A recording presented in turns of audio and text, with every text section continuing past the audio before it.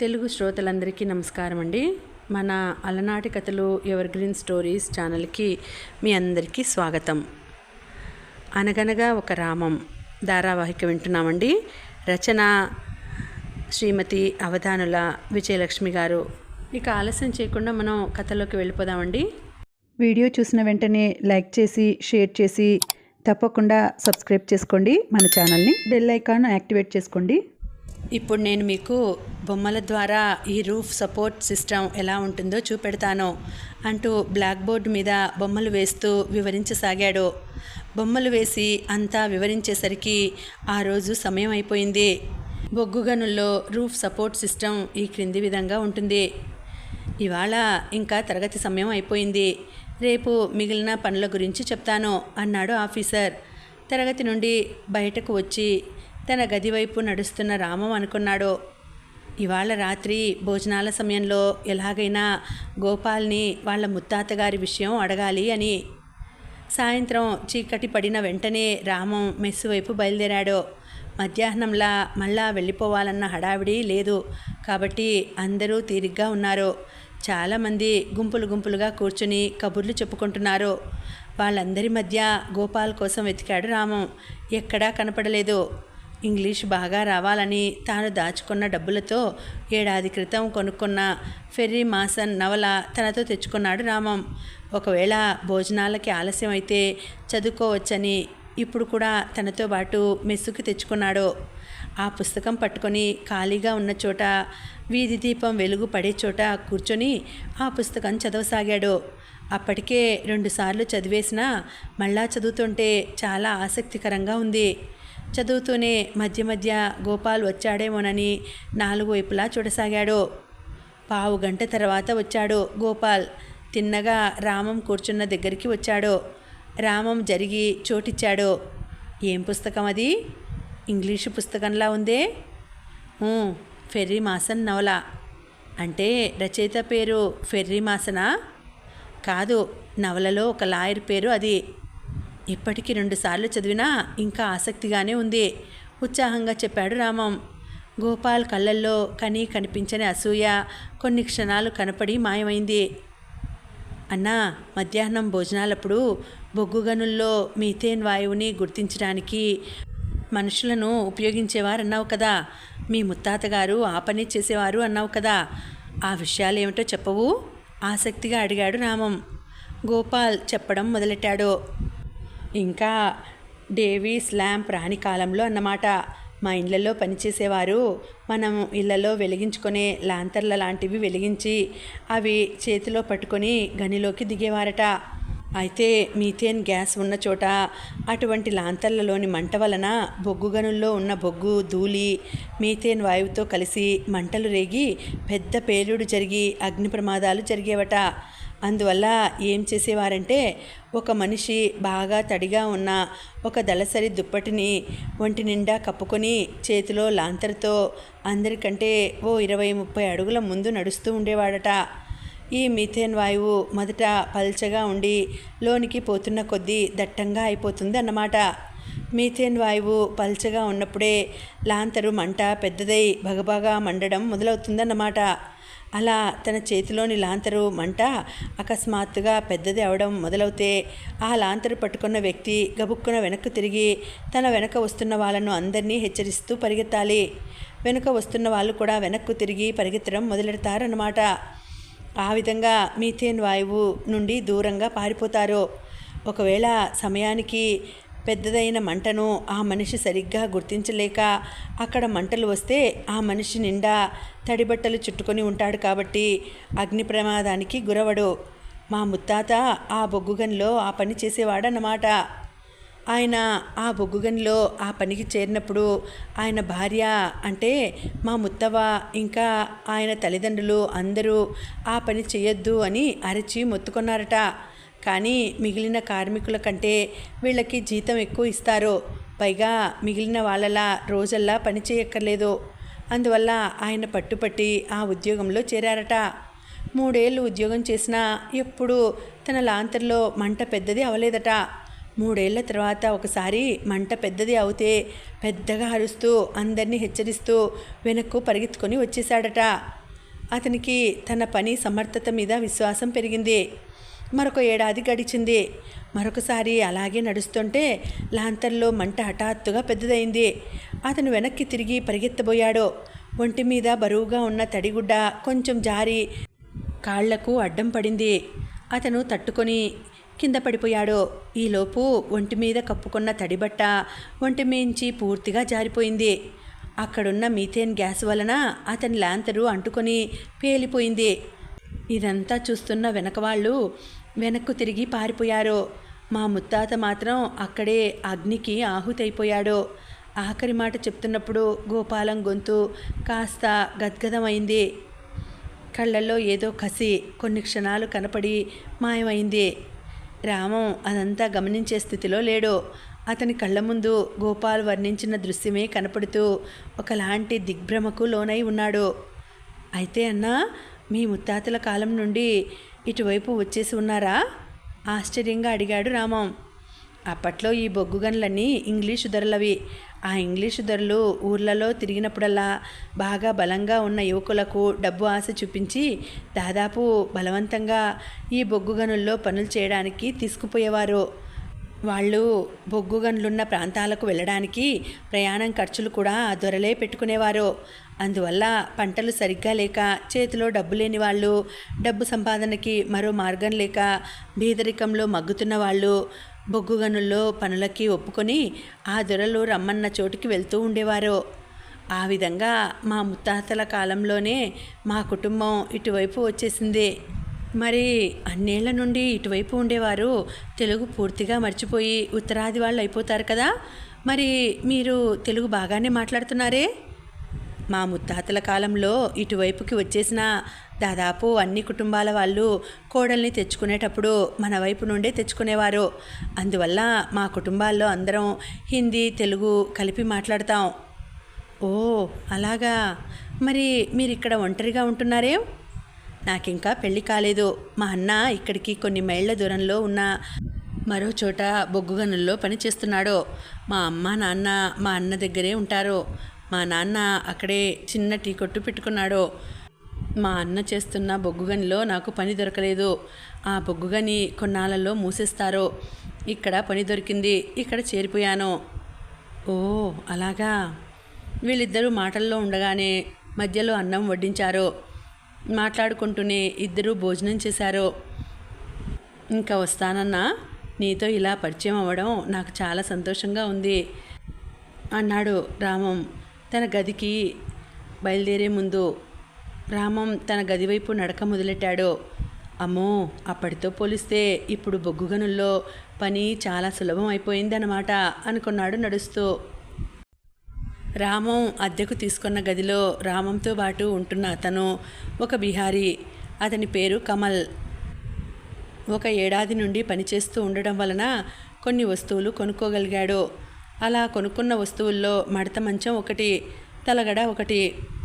ఆ రాత్రి కమల్ తన మడత మంచం ఇప్పుకొని దాని మీద దుప్పటి పరుచుకొని పడుకున్నాడు.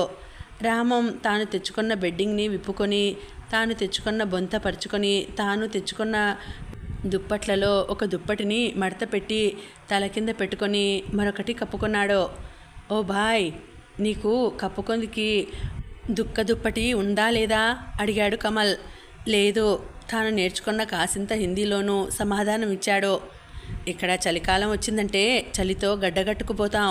నీకు ఒక పరుపు, బిస్తర్, కప్పుకొందికి ఒక రజాయి అవసరం ఉంటాయి. ఇంకా చలికాలం వచ్చిందంటే కింద పడుకోవడం కష్టం. ఒక మంచం ఉండక తప్పదు. వీలైనంత త్వరగా అవన్నీ కొనుక్కో. కొంత సంజ్ఞలతోనూ, కొంత హిందీలోనూ, కొంత ఇంగ్లీష్లోనూ కలిపి చెప్పాడు కమల్. రామానికి అతను చెప్పిన దాంట్లో బిస్తర్ అంటే తెలుసు, రజాయి అంటే ఏమిటో అర్థం అవ్వలేదు. రేపు గోపాల్ని అడగాలి అనుకున్నాడు రామం. అది ఇంకా అక్టోబర్ నెలే. చలికాలం మొదలవడానికి ఇంకా 1 నెల రోజుల సమయం ఉంది. కానీ కొన్ని రోజుల పాటు వర్షం కురిసి వెళ్ళేయడం వల్లనూ, చిరిమిరి ఊరు ఒక చిన్న కొండ మీద ఉండడం వల్లనూ చిరు చలి వేస్తోంది. ఆ రోజు రాత్రి దుప్పటి కప్పుకున్న నేల చల్లగా ఉండడంతో వెన్నులోంచి చలి పాకుతూ రామానికి సరిగ్గా నిద్ర పట్టలేదు. కాస్త కలత నిద్ర పడుతున్నప్పుడు రాత్రి భోజనాల సమయంలో గోపాల్ చెప్పిన విషయాలు గుర్తొచ్చి ఒళ్ళు జలధరించింది. అమ్మో, ఇప్పుడు ఒక మంచం కొనుక్కోవాలా? అదొక ఖర్చా? కాస్త బెంగగా అనుకున్నాడు రామం ఓ అర్ధరాత్రప్పుడు. మర్నాడు అదే గదిలో మళ్ళా శిక్షణా తరగతులు మొదలయ్యాయి. సేఫ్టీ ఆఫీసర్ చెప్పడం మొదలెట్టాడు.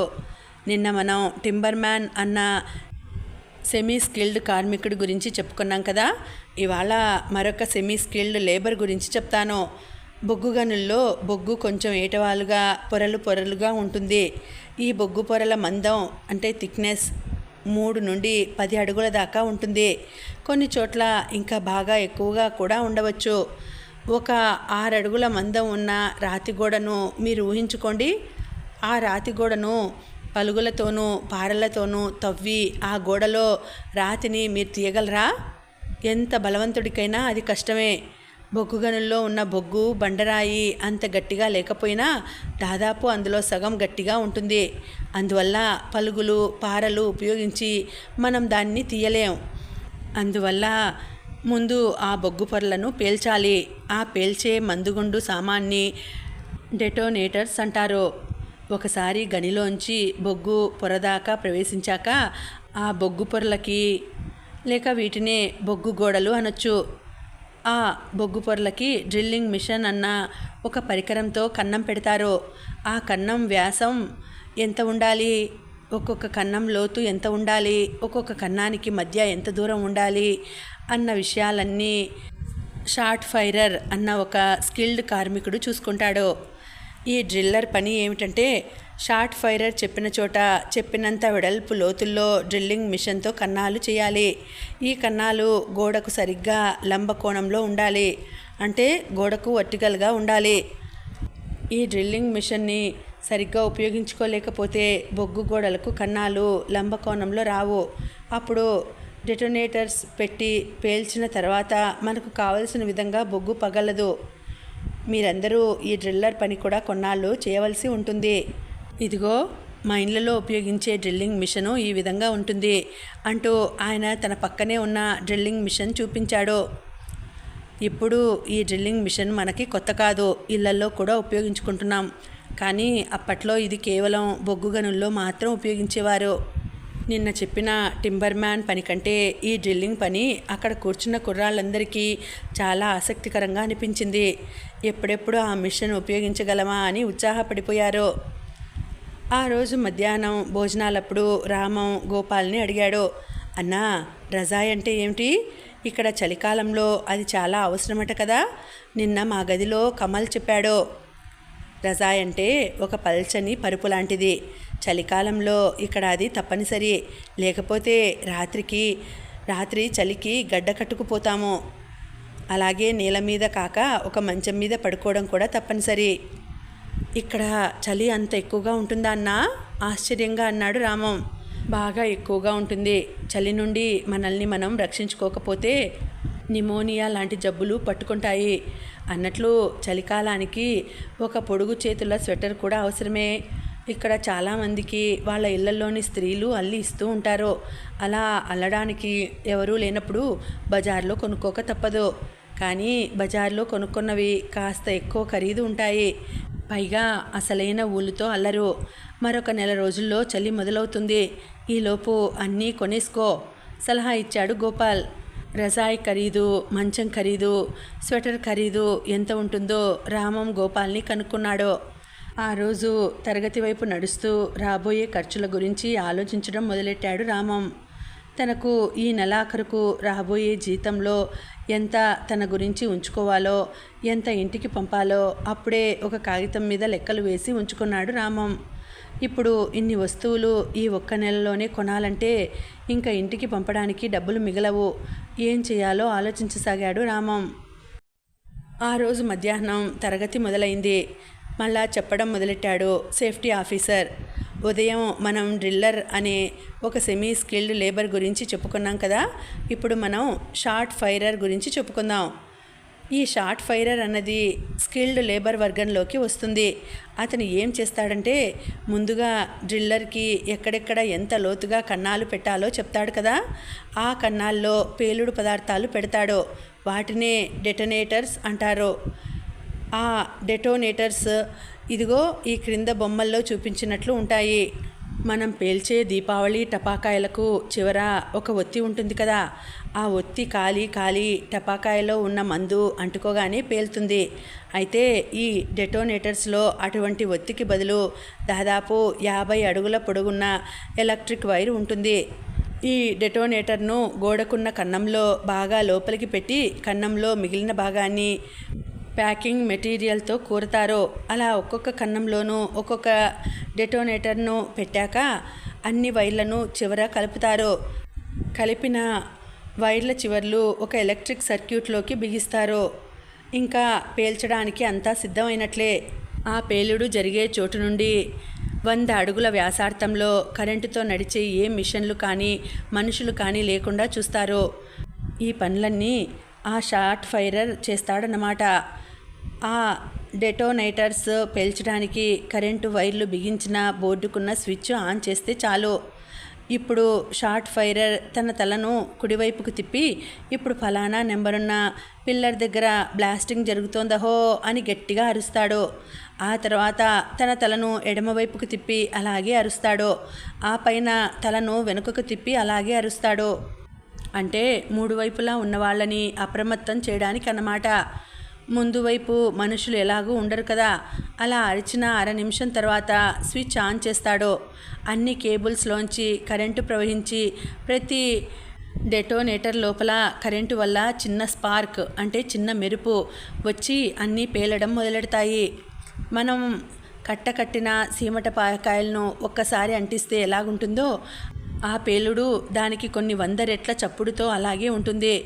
పాఠం చెప్తున్న ఆఫీసరు అంతదాకా చెప్పి కాస్త విరామం ఇచ్చి మీకేమైనా సందేహాలు ఉన్నాయా అని అడిగాడు. రామం చెయ్యెత్తాడు. ఎస్, షూట్అవుట్ మై బాయ్ చిరునవ్వుతో అన్నాడు ఆ ఆఫీసర్. సార్, 3 వైపులా ఉన్న వాళ్ళను అప్రమత్తం చేయడానికి అలా అరుస్తాడు అన్నారు. అలా అరిచిన 1/2 నిమిషం తర్వాత స్విచ్ ఆన్ చేస్తాడు అన్నారు. కానీ ఒకవేళ ప్రమాదకరం అయినంత దూరంలో ఎవరైనా ఉంటే వాళ్ళు ఆ 1/2 నిమిషంలో పారిపోలేరు కదా. అలా అరిచి ఉపయోగం ఏమిటి? మంచి ప్రశ్న అడిగావు. నిజానికి ఆ అరుపు చుట్టుపక్కల ఉన్న మనుషులను దూరంగా పారిపోమ్మని చెప్పడానికి కాదు. పేలుడుకు ముందే ప్రమాదకరం అయినంత దూరంలో మనుషులు లేకుండా చూసుకునే బాధ్యత షార్ట్ ఫైరర్దే కదా. ఆ అరుపులు ఎందుకంటే ఒకసారి బ్లాస్టింగ్ చప్పుళ్ళు వినిపించాక ముందరే అతను ఏ పిల్లర్ దగ్గర బ్లాస్టింగ్ జరగబోతోందో అరచి చెప్తాడు కదా. అందువల్ల అందరికీ ఆ బ్లాస్టింగ్ ఎక్కడ జరిగిందో తెలుస్తుంది. బ్లాస్టింగ్ జరిగిన తర్వాత అక్కడ మీథేన్ గ్యాస్ కానీ కార్బన్ మోనాక్సైడ్ గ్యాస్ కానీ లేవని నిర్ధారించుకున్న తర్వాతనే ఏ పని మీదైనా మనుషులు అక్కడికి వెళ్ళాలి. అదిగాక బ్లాస్టింగ్ జరిగిన తర్వాత కొన్ని గంటల దాకా పైకప్పు మించి బొగ్గు పెళ్ళలు పడే అవకాశం ఉంది. అతను పిల్లర్ నెంబరు అరుస్తూ హెచ్చరిక చేయడం వలన బ్లాస్టింగ్ చప్పుళ్ళు వినిపించాక ఆ పిల్లర్ వైపు కొన్ని గంటల దాకా ఎవరూ వెళ్ళరన్నమాట. అర్థమైందండి, ఉత్సాహంగా అన్నాడు రామం. ఆఫీసర్ మళ్ళా చెప్పడం కొనసాగించాడు. ఈ షార్ట్ ఫైరర్ పని చాలా జాగ్రత్తగా చేయవలసినది కాబట్టి కనీసం 1 సంవత్సరం ఈ పనిలో అనుభవం ఉన్న వారికే ఈ పని ఇస్తారు. అందువల్ల మీరు ఈ పని మాత్రం ఒంటరిగా కాకుండా ఒక అనుభవం ఉన్న షార్ట్ ఫైరర్ పర్యవేక్షణలో చేయవలసి ఉంటుంది. మీరు కాబోయే ఓవర్ మ్యాన్లు. భవిష్యత్తులో మీరు ఎవరి పర్యవేక్షణలో అయితే ఈ పని చేస్తున్నారో అతనికే బాస్ అవ్వచ్చు. కానీ మీరు షార్ట్ ఫైరర్ ట్రైనింగ్ తీసుకున్నప్పుడు మాత్రం అతనే మీకు బాస్. ఆ నిజాన్ని మీరు అంగీకరించాలి. అర్థమైందా? అర్థమైంది సార్. ఇంకేమైనా సందేహాలు ఉన్నాయా?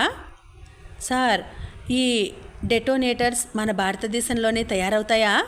బయట దేశాల నుండి తెప్పించుకుంటారా? ఒక కుర్రాడు అడిగాడు. ప్రస్తుతం బయట దేశాల నుండి తెప్పించుకుంటున్నాం. కొన్నాళ్లలో మన దేశంలో కూడా తయారవుతాయి. సార్, ఈ ఎక్స్ప్లోజివ్స్ చాలా ప్రమాదకరమైనవి కదా. అలా ఇంకో దేశం నుండి వస్తున్నప్పుడు పేలిపోతే ప్రమాదం కాదా? అలా పేలకుండా చాలా పకడ్బందీగా వాటిని ప్యాక్ చేస్తారు. ఇవి రవాణా చేయడానికి ప్రత్యేకమైన ప్యాకేజీ డబ్బాలు తయారు చేస్తారు. ఈ డబ్బాలు తయారు చేయడానికి చాలా తేలికైన కర్రను వాడతారు. దాన్నే ప్యాకేజ్ కర్ర అంటారు. మీరు చూసారో లేదో, మన ఆఫీస్కి కుడివైపున కొంత దూరంలో మన కంపెనీ వాళ్ళ డంప్ యార్డ్ ఉంది. అక్కడ ఇటువంటి ఖాళీ ప్యాకేజీ డబ్బాలు బోల్డ్ పడి ఉంటాయి. సంవత్సరాంతంలో వాటిని వేలం వేస్తారు. వాటిని కాల్చి ఆ బొగ్గును దీపావళి టపాకాయల మందుల్లో వాడతారు. అందుకన్నమాట ఆ డబ్బాలు కొంటారు. కానీ మన కంపెనీ ఉద్యోగులకు అవసరమైతే చాలా చవకగా కొన్ని మధ్యలో అమ్మేస్తారు. ఆ రోజు సాయంత్రం పాఠం అయిపోయి గది వైపు నడుస్తున్నప్పుడు రామానికి మళ్ళా తను కొనుక్కోవలసిన వస్తువుల విషయం గుర్తొచ్చింది. క్రిందటి రాత్రి సరిగ్గా నిద్ర పట్టకపోవడం వలన రోజు కంటే ఎక్కువ అలసటగా కూడా అనిపించింది. ఇవాళ రాత్రి చలి తగ్గించుకుని ఏదో ఒక ఉపాయం ఆలోచించాలి. ఈరోజు కూడా సరిగ్గా నిద్ర లేకపోతే రేపు తరగతిలో పాఠం సరిగ్గా అర్థం కాదు అనుకున్నాడు. ఎట్టి పరిస్థితుల్లోనూ ఇంటికి పంపే డబ్బు మాత్రం తగ్గించకూడదు. ముందు లెక్క వేసుకున్నంత పంపవలసిందే అని కూడా అనుకున్నాడు దృఢంగా. ఆ రోజు రాత్రి పడుకోవడానికి పక్క పరుచుకుంటున్నప్పుడు నిన్నటిలా తల కింద పెట్టుకోవడానికి మడత పెట్టిన దుప్పటి ఉపయోగించకుండా తను తెచ్చుకున్న ఒక లావుపాటి పుస్తకాన్ని తన తువ్వాల్లో చుట్టి అది తలగడలా పెట్టుకున్నాడు. 2 దుప్పట్లు కలిపి కప్పుకొందుకి పెట్టుకున్నాడు. ఆ రోజు రాత్రి 2 దుప్పట్లు కలిపి కప్పుకోవడం వలన రామానికి బాగానే నిద్ర పట్టింది. ఎప్పుడో అర్ధరాత్రి తెలివి వచ్చినప్పుడు మధ్యాహ్నం తరగతిలో చెప్పిన ప్యాకేజీ పెట్టెల విషయం గుర్తొచ్చింది. అవును, అలా చేయవచ్చు అనుకున్నాడు ఉత్సాహంగా. అలా అనుకున్నాక ఇంకా బాగా నిద్ర పట్టింది. మర్నాడు పొద్దున్న కూడా తరగతిలో షార్ట్ ఫైరర్ గురించే చెప్పారు. ఆ మధ్యాహ్నం భోజనం సమయంలో రామం గోపాల్తో అన్నాడు, ఇక్కడ డంప్ యార్డులో ఖాళీ ప్యాకేజీ పెట్టెలు అమ్ముతారట కదా, నేను 2-3 పెట్టెలు కొనుక్కుందామని చూస్తున్నాను. ఆ డంప్ యార్డు ఎక్కడుందో మీకు తెలుసా అన్నా అడిగాడు రామం. నేను మైన్కు వెళ్తున్న దారిలోనే అది ఉంది. ఇవాళ భోజనాలు అయ్యాక నువ్వు నాతో రా, నీకు చూపిస్తాను. అయినా నీకిప్పుడు ప్యాకేజీ పెట్టెలెందుకు? పెట్టుకోవలసిన సామాన్లు ఎక్కువగా ఉన్నాయా? కాదన్నా, నాకు పడుకోవడానికి మంచం లేదు. కింద పడుకుంటే చలి వేస్తోంది. అందుకే ఆ ప్యాకేజీ డబ్బాలను పడుకోవడానికి ఉపయోగించుకోవచ్చునేమో చూస్తాను. అవునా? కానీ అవి పడుకోవడానికి అంత సుఖంగా ఉండవేమో. అయినా ఒకసారి చూడ్డంలో తప్పులేదులే. ఆ రోజు భోజనం అయ్యాక గోపాల్తో కలిసి ఆ డంప్ యార్డు చూసి వచ్చాడు. అక్కడున్న కాపలాదారుణ్ణి కొన్ని డబ్బాలు చూపించమని వాటిని ఏ ఖరీదుకి అమ్ముతారో కనుక్కున్నాడు. అవి చూశాక రామానికి కాస్త ధైర్యం వచ్చింది. ఒక్కొక్క డబ్బా 2 అడుగుల ఎత్తు, 3 అడుగుల పొడుగు, 3 అడుగుల వెడల్పు ఉన్నాయి. వాటి మూతలు డబ్బాలకి మేకులతో కొట్టి అతికించి ఉన్నాయి. 2 డబ్బాలు కొనుక్కుంటే ఒకదాని పక్కన ఒకటి వేసుకుంటే 2 అడుగుల పొడుగు, 3 అడుగుల వెడల్పు ఉన్న మంచం తయారవుతుంది. వెడల్పు కొంచెం తక్కువ ఉన్నా పర్వాలేదు, సర్దుకోవచ్చు అనుకున్నాడు. డబ్బాలు కొనుక్కుంటాడు సరే, కానీ అవి గదికి తీసుకెళ్లడం ఎలా? డబ్బాలు తేలిగ్గానే ఉన్నా 2 చేతులతో 2 పట్టుకోవడం కష్టం. భోలానాథ్ గుర్తొచ్చాడు. అతన్ని ఏం చేయాలో అడిగితే సరే అనుకున్నాడు. క్లాసు మొదలవడానికి ఇంకాస్త సమయం ఉంది. భోలానాథ్ దగ్గరికి వెళ్ళి తన సమస్య చెప్పాడు. క్యా భాయ్, తుమ్ ఫికర్ మత్ కరో, మై హూనా అన్నాడు భోలానాథ్ రామానికి ధైర్యం చెప్తూ. భోలానాథ్ దగ్గర ఒక సైకిల్ ఉంది. రామం వాళ్ళ క్లాసులు అయ్యాక మరొక గంట దాకా గేటు దగ్గర భోలానాథ్కి డ్యూటీ ఉంది. క్లాస్ అయ్యాక నువ్వు నా సైకిల్ తీసుకుని ఆ డంప్ యార్డుకి వెళ్ళు. అక్కడ నీకు కావాల్సిన డబ్బాలు కొనుక్కొని సైకిల్ వెనుక పెట్టుకొని నీ గది దగ్గర పెట్టేసుకున్నాక నా సైకిల్ తెచ్చిచ్చేయి. సైకిల్ వెనుక ఆ డబ్బాలు కట్టడానికి ఆ డంప్ యార్డు వాళ్ళని అడిగితే వాళ్ళు వాళ్ళ దగ్గరున్న తాళ్ళు ఇస్తారు అన్నాడు స్నేహపూర్వకంగా. అతని ఆప్యాయమైన నవ్వు చూశాక రామానికి మనసంతా హాయి నిండిపోయింది. మనసులోనే వరహాల బాబుగారికి కృతజ్ఞతలు చెప్పుకున్నాడు. థ్యాంక్ యూ భయ్యా అన్నాడు భోలానాథ్ చెయ్యందుకుని ఊపుతూ. ఒక మంచం కొనడానికి అయ్యే ఖర్చులో 5వ వంతు ఖర్చుతో ప్యాకేజీ డబ్బులు వచ్చేశాయి. ప్యాకేజీ డబ్బాలతో పాటు అక్కడ పడున్న ఖాళీ అట్టపెట్టెలు కూడా అక్కడి వాళ్ళను అడిగి తీసుకున్నాడు రామం. అవి ఉత్తినే ఇచ్చేశారు. గదికెళ్ళాక కొన్న ప్యాకేజీ డబ్బాలు 2 ఒకదాని పక్కన ఒకటి పెడితే కాస్త ఎగుడు దిగుళ్ళుగా ఉన్నాయి. రేపు ఆదివారం తరగతికి సెలవు కదా, రేపు వీటి పని పట్టాలి అనుకున్నాడు రామం సంతోషంగా. ఆదివారం అని ఆలస్యంగా లేవడం ఎప్పుడూ అలవాట్లేదు రామానికి. ఆ రోజు ఏదైనా ఇష్టమైన పని ఉంటే రోజు కంటే ముందే లేచిపోతాడు. తనకిష్టమైన పనిని హాయిగా తొందర లేకుండా చేసుకోవచ్చునని. ఆ రోజు పడక తయారు చేసుకోవాలి. ఆ ఆలోచనతో రోజు కంటే అరగంట ముందే లేచాడు. నిన్న కొన్న ప్యాకేజీ డబ్బాలతో పడక తయారు చేసుకోవాలి. కానీ గదిలో కమల్ ఇంకా గాఢ నిద్రలో ఉన్నాడు. తను పని మొదలెడితే ఆ చప్పుళ్ళకి అతనికి నిద్రాభంగం అవుతుంది. అందుకే 2 ప్యాకేజీ పెట్టెలను వీధిలోకి మోసుకెళ్లాడు. ఆ పెట్టెల మూతలను వదులొదులుగా మేకులతో కొట్టేశారు. ముందు ఆ మూతలను పెట్టె నుండి వేరు చేసి దానికి అడ్డంగా అతికిన కర్రను తీసివేసి మళ్ళా మూతను పెట్టెకి మేకులతో గట్టిగా బిగించేయాలి. మేకులు ఊడదీయాలంటే ఒక స్క్రూడ్రైవర్ ఉండాలి, లేక ఒక అట్లకాడైనా పర్వాలేదు. తన దగ్గర అవి 2 లేవు. తనుండే మెస్లో ఎవరి దగ్గరైనా ఉండొచ్చు, కానీ అందరూ ఇంకా నిద్రపోతున్నారు. ఏం చేయాలి? తాను రోజు భోజనం చేసే మెడ్రాస్ మెస్ వాళ్ళ దగ్గర అవి ఉండొచ్చు. రామం రోజు పొద్దున్న అక్కడే 2 ఇడ్లీలు తింటున్నాడు. వాళ్ళు కాస్త పొద్దున్నే లేస్తారు. వాళ్ళని అడిగి చూస్తే సరి అనుకున్నాడు. అనుకున్నదే తడవుగా గబగబా ఆ పెట్టెల్ని ఒక మూల నీడలోకి లాగి అక్కడి నుండి మద్రాస్ మెస్సుకి బయలుదేరాడు. వాళ్ళప్పుడే తలుపులు తెరిచి ఆరు బయట నీళ్లు చల్లుతున్నారు. ఏం బాబు, ఇంత పొద్దున్నే ఇలా వచ్చావు? నీళ్లు చల్లుతున్న ఆవిడ అడిగింది. మరేమోనండి, మీ దగ్గర ఒక అట్లకాడ ఒక రుబ్బుపత్రం ఉంటే ఇస్తారా? కాస్త మొహమాట పడుతూ అడిగాడు. ఆమె రామం వంక విచిత్రంగా చూసింది.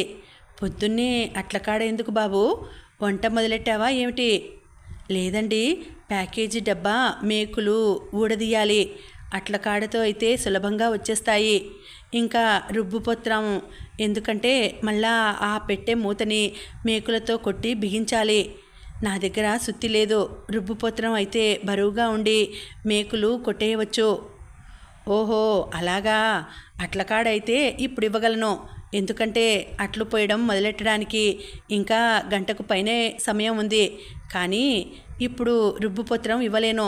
రోట్లో పచ్చడి రుబ్బాలి అంది ఆవిడ. వీళ్ళ మాటలు విని లోపల నుండి ఆవిడ భర్త వచ్చాడు. రామం వచ్చిన కారణం కనుక్కున్నాడు. ప్యాకేజీ డబ్బాలతో తాను పడక తయారు చేసుకోబోతున్న విషయం చెప్పాడు రామం. మంచి ఉపాయమోయ్. ఇక్కడ చాలామంది ఆ ప్యాకేజీ డబ్బాలు కొనుక్కొని వాటితో వస్తువులు పెట్టుకునే పెట్టెలు తయారు చేసుకుంటారు. నేను కూడా 4-5 కొని వాటితో పెట్టెలు తయారు చేసుకున్నాను. మెస్సుకి అవసరమైన వంట దినుసులు అందులోనే పెట్టుకుంటాం. ఆ చెక్క డబ్బాకి ఆ మూతని మేకులతో బిగించేయడానికి బదులు హింగ్స్ బిగించి తలుపు తెరిచి మూసుకునే విధంగా పెట్టె తయారు చేసుకుంటే బాగుంటుంది కదోయ్. అప్పుడు ఆ పెట్టెలో ఏవైనా వస్తువులు కూడా పెట్టుకోవచ్చు అన్నాడు రామస్వామి అన్న ఆ మెస్ యజమాని. అవును సుమండి, ఈ ఉపాయం బాగుంది. కానీ అలా చేయాలంటే ఇప్పుడు ఆ బందులు అంటే హింగ్స్ కొనాలి. వీలైనంత తక్కువ ఖర్చుతో పడక తయారు చేసుకుందాం అనుకుంటున్నాను అన్నాడు రామం. నా పెట్టెలన్నీ నేనే తయారు చేసుకున్నాను తెలుసా, చవకగా వస్తున్నాయని అప్పట్లో ఈ బందులు 4 ఎక్కువగా కొని ఉంచాను. నీకు కావాలంటే ఇస్తాను. నువ్వు వాటి డబ్బు తాపిగా ఇవ్వచ్చు అన్నాడు రామస్వామి ఉత్సాహంగా. సరేనండి, అలాగే. కానీ మేకులు కొట్టడానికి నా దగ్గర సుత్తి లేదు. సుత్తి నా దగ్గర ఉంది. పద, నేను వచ్చి నీకు సహాయం చేస్తాను హుషారుగా అన్నాడు రామస్వామి. అతనికి ఇటువంటి పనులంటే చాలా ఆసక్తి అని రామానికి అర్థమైంది. అయ్యో, ఇప్పుడు మీరు వెళ్ళిపోతే ఎలాగండి? బోల్డ్ పనులున్నాయి రామస్వామి భార్య కాస్త గునుస్తూ అంది. ఇవాళ సెలవే కదే, అందరూ ఆలస్యంగానే వస్తారు. నేను గంటలో వచ్చేస్తాను అన్నాడు రామస్వామి ఇంట్లోకి నడుస్తూ. మరికొన్ని మేకులు, సుత్తి, బందులు అన్నీ పట్టుకొని ఇద్దరు రామం ఉండే ఇంటికి వచ్చారు. ఎవరికీ కనపడకుండా మూలన పెట్టిన పెట్టెలను రామం వెలుగులోకి లాగాడు. రామస్వామి రామానికి అవసరమైన చోట సలహాలు ఇస్తుండగా ఇద్దరూ కలిసి 1 గంటలో 2 పెట్టెలు మూత తెరిచి మూసే విధంగా తయారు చేసేశారు. అమ్మయ్య, ఇప్పుడు నేను తెచ్చుకున్న పుస్తకాలు పెట్టుకుందుకి కూడా జాగా దొరికింది సంతోషంగా అనుకున్నాడు రామం. రామస్వామికి మరీ కృతజ్ఞతలు తెలిపాడు. రామస్వామి హుషారుగా వెళ్ళిపోయాడు. రామం ఆ పెట్టెల్ని గదిలోకి తెచ్చేసరికి కమల్ కూడా అప్పుడే లేచాడు. రామం తెచ్చిన పెట్టెల్ని ఆశ్చర్యంగా చూశాడు. వాహ్, నిన్న తెచ్చిన ఆ కర్ర డబ్బాలతో భలే తయారు చేసేశారే ఆశ్చర్యంగా అన్నాడు. ఆ గదిలో దిగిన దగ్గర నుండి రామం తన పుస్తకాలను నేల మీదనే ఒక పాత పేపర్ పరిచి దాని మీద పెట్టుకుంటున్నాడు. ఇప్పుడు పుస్తకాలు పెట్టుకొందుకి ఒక పెట్టె వచ్చింది. తన పుస్తకాలన్నీ ఒక పెట్టెలోనూ పక్క బట్టలన్నీ ఒక పెట్టెలోనూ పొందిగ్గా సర్దుకున్నాడు రామం. 2 పెట్టెలు పక్కపక్క ఆనించి పెడితే ఒక పెట్టె అరంగుళం పొట్టిగా ఉంది. ఆ పొట్టిగా ఉన్న పెట్టె మీద తాను తెచ్చిన అట్టలు పెట్టె మూత సైజుకి కత్తిరించి పరిచేసరికి 2 ఎత్తు సరిపోయింది. ముచ్చటగా తయారైన తన పడకను చూసుకుని తెగ మురిసిపోయాడు రామం. ఈసారి ఊరికి వెళ్ళినప్పుడు అమ్మ వాళ్ళకు కూడా ఇటువంటి పెట్టెలు తయారు చేసి తీసుకెళ్ళాలి అనుకున్నాడు. ఇంకా ఉందండి, కథ కొనసాగుతుంది. మళ్ళీ వచ్చే వీడియోలో తర్వాత భాగం తెలుసుకుందాం. అంతవరకు సెలవు. నమస్తే.